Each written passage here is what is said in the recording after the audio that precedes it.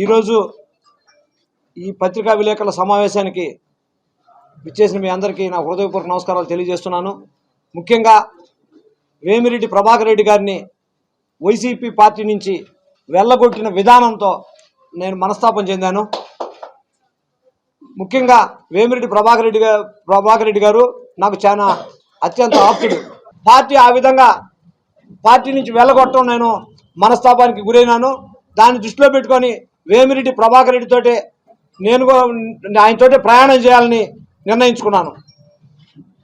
రేపు 2వ తేదీ మాజీ ముఖ్యమంత్రి వర్యులు తెలుగుదేశం పార్టీ అధ్యక్షులు అయినటువంటి చంద్రబాబు నాయుడు సమక్షంలో నా స్నేహితుడు, నా చిన్ననాటి స్నేహితుడు, ఒక మధ్యతరగతి కుటుంబంలో పుట్టి ఈరోజు 2 సార్లు శాసనసభ్యుడిగా గెలిచి రేపు 3వసారి గెలవబోయేటటువంటి వ్యక్తి కోటంరెడ్డి శ్రీధర్ రెడ్డి ఆధ్వర్యంలో, వేమిరెడ్డి ప్రభాకర్ రెడ్డి గారి ఆధ్వర్యంలో రేపు 2వ తేదీ తెలుగుదేశం పార్టీలో చేరబోతున్నానని చెప్పి మీకు అందరికీ తెలియజేస్తూ, జరగబోయే పార్లమెంట్ ఎన్నికలైతేమి, అసెంబ్లీ ఎన్నికల్లో వేమిరెడ్డి ప్రభాకర్ రెడ్డికి పార్లమెంట్కి రూరల్ నియోజకవర్గంలో కోటంరెడ్డి శ్రీధర్ రెడ్డి గెలుపు కోసం శక్తివంచన లేకుండా కృషి చేస్తానని చెప్పి తెలియజేసుకుంటూ సెలవు తీసుకుంటాను.